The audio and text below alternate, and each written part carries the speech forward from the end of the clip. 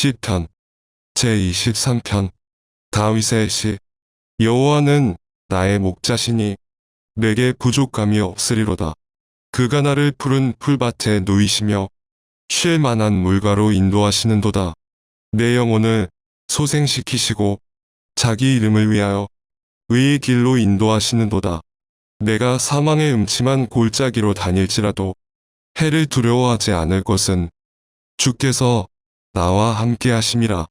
주의 지팡이와 막대기가 나를 안위하시나이다. 주께서 내 원수의 목전에서 내게 상을 차려주시고 기름을 내 머리에 부으셨으니 내 잔이 넘치나이다. 내 평생의 선하심과 인자하심이 반드시 나를 따르리니 내가 여호와의 집에 영원히 살리로다. 아멘. 오늘 우리에게 주신 하나님의 말씀은 시편 23편의 말씀입니다. 시편 23편의 말씀의 부제는 다윗의 시라고 하는 부제로 붙어 있습니다. 어, 다윗의 그 삶 가운데에 고백했던 시편 중에 가장 많이 들려지고 읽혀지는 시편이라고 할 수 있겠습니다. 다윗의 그 삶을 배경으로 해서 이 음, 시편 말씀을 우리는 한번 어, 바라본다면 여호와는 나의 목자시니 내게 부족함이 없으리로다라고 하는 이 말은 또 그가 나를 푸른 풀밭에 누이시며 쉴 만한 물가로 인도하십니다라고 고백하고 있는 이 시편 23편은 아주 목가적인 그리고 평안한 그런 삶에 인도하시는 목자가 있고 또 그 인도하심을 따라가고 있는 양의 모습과도 같은 우리가 흔히 보는 평안한 사진을 우리는 상상할 수 있겠습니다. 그 상황 가운데에서 우리가 목가적인 상황 가운데에서 이 시편을 읽는 것이 아니라 사실은 다윗의 삶을 통해서 이 시편을 바라본다면 이 시편은 사망의 음침한 골짜기와 원수의 그 죽음의 그런 죽음의 위협 가운데에서 이 시편 23편은 읽혀져야 되겠습니다. 다윗은 평생 동안 광야에서 방황하고 때로는 동굴에서 때로는 광야에서 메마른 땅을 방황하면서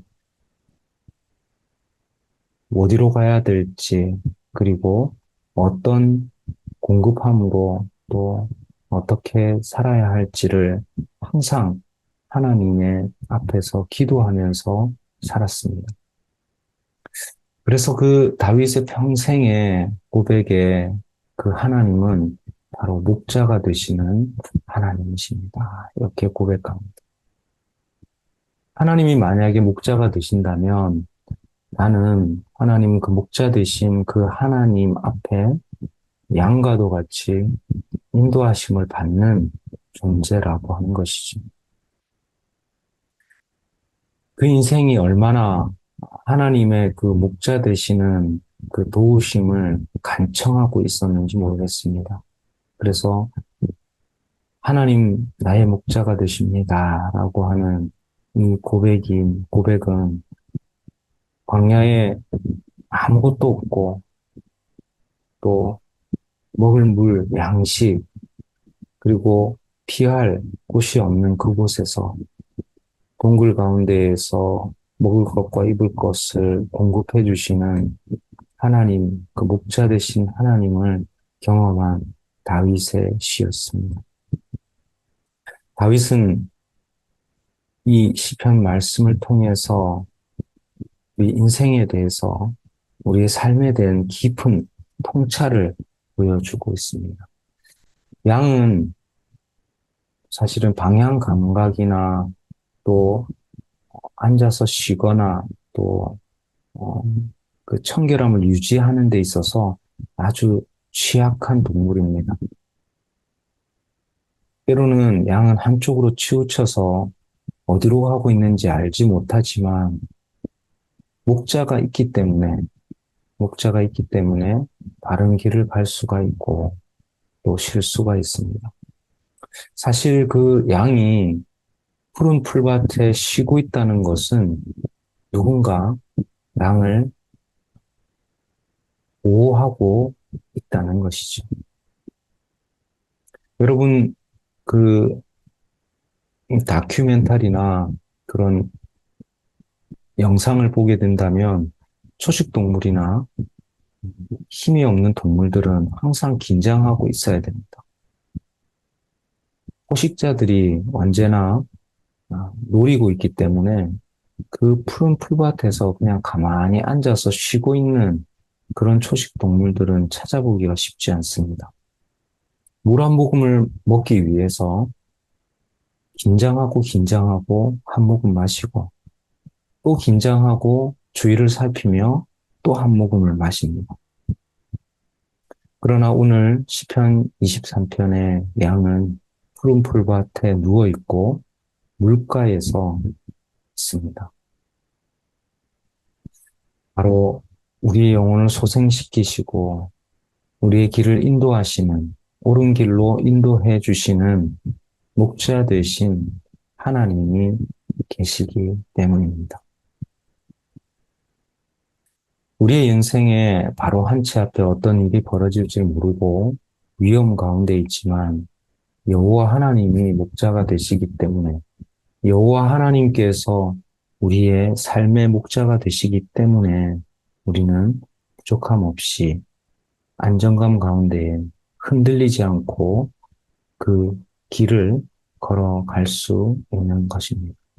우리는 온전한 길이 어디인지, 의의 길이 어디인지를 알지 못하는 사람들입니다. 그러나 하나님 앞에 우리가 인도하심을 받기 시작할 때 우리는 하나님의 그 인도하심 아래에서 의의 길을 인도함 받고 그 사랑 가운데에 그 은혜 가운데에서 하나님의 인도하심을 받을 수 있습니다. 우리의 인생 가운데에 사망의 음침한 골짜기가 찾아옵니다. 그리고 두려움이 찾아옵니다. 그러나 그 가운데에 있다 할지라도 주님께서는 목자가 되신 주님께서, 목자가 되신 하나님께서 우리의 삶 가운데에 주관하십니다. 4절 말씀 가운데서는 지팡이와 막대기로 위로하신다 이렇게 말씀하십니다. 지팡이와 막대기는 양을 돌볼 때에 목자가 쓰는 도구입니다. 때로는 지팡이, 인도함을 주는 그 지팡이가 있다면 공격하는 그 야생의 동물들을 그 원수들이라고 이야기하는 야생의 동물들이 공격할 때는 막대기에 쇠뭉치가 달린 그 도구를 통해서 맹수들을 막고 있습니다. 바로 그런 하나님의 위로하심이 우리의 삶 가운데 있습니다. 하나님의 그 위로하심은 마치 원수의 목전에서 내게 상을 차려 주신다라고 이렇게 고백합니다. 기름을 머리에 붓고 잔이 넘치게 하신다 이렇게 고백합니다. 사망의 음침한 골짜기와 그 원수의 그 닥치는 것들을 하나님 임재 안으로 그 바로 입구까지 그 닥쳐왔지만 하나님은 지팡이와 막대기로 보호해 주시고 또 머리에 기름을 부으시고 상을 차려주시고 하나님 임재 안에 머물게 하십니다. 우리의 인생에 음침한 골짜기가 찾아온다고 두려움이 찾아온다고 원수의 그런 참소와 그런 정죄가 찾아온다고 해서 우리는 뒤로 물러나 있지 않고 하나님의 임재 안으로 우리를 하나님은 이끌어 주십니다. 그 음침한 골짜기, 두려움의 골짜기, 때로는 원수의 그 목전과도 같은 그 상황이 우리의 인생입니다. 우리의 상황은 결코 녹록하지 않고 우리가 생각하는 대로 우리가 바라는 대로 다 움직이지 않는다 할지라도 하나님의 그 인도하심이 목자 되신 하나님이 계시기 때문에 하나님께서는 그 위기 가운데에서 지팡이와 막대기로 양들을 보호하시는 분이십니다. 주님의 그 위로하심, 주님의 인도하심, 그 차려주시는, 상을 차려주시는 하나님의 그 인도하심, 위로하심 가운데에 설 수 있기를 바랍니다. 그래서 우리의 전 평생의 목표는 하나님의 그 선하심과 인자하심, 그 사랑입니다. 하나님은 모든 삶의 그 궁극적인 삶의 그 자리를 여호와의 집이라고 하는 것, 영원히 살아야 할, 그 영원히 있어야 할 여호와의 집, 그 성소라고 하는 곳에 초점을 맞추고 있습니다. 사실 이 여호와의 집 성소는 제사장들이나 구별된 사람들, 그리고 레위인들이 하나님을 섬기는 그 레위인들이 거해야 할 곳입니다. 그러나 오늘 시편 기자는 그 삶에 영원한 안식과 평강이 있는 그 여호와의 집을 영원히 있어야 할 곳이다라고 스스로 고백하고 있습니다. 우리의 삶의 예배의 자리는 바로 하나님께서 열어주신 특별한 선하심과 인자하심을 맛보는 하나님의 거룩한 자리입니다. 예수님께서 핏값으로 사셔서 십자가로 그 하나님과 막힌 담을 열어주시고 하나님의 그 은혜의 자리로 우리를 초청하십니다. 은혜의 상 가운데에 하나님께서 우리를 초청하십니다. 예배의 자리, 바로 하나님의 성소 안에 머물러 있는 우리의 삶은 영원한 천국과 영원한 하나님의 임재를 상징하는 곳입니다.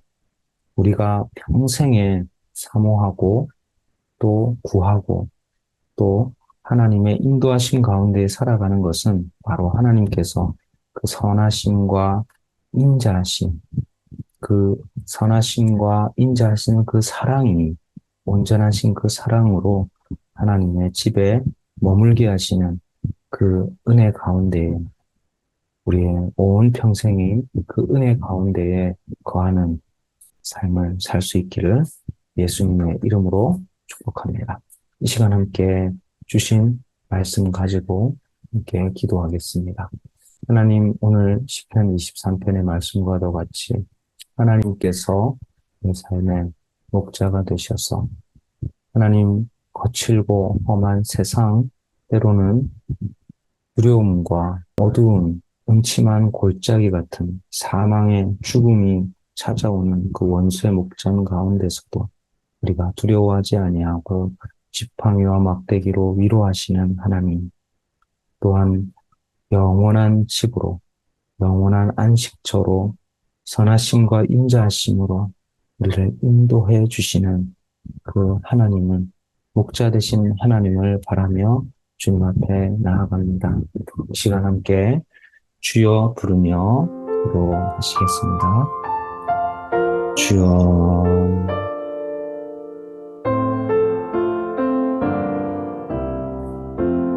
아버지 하나님,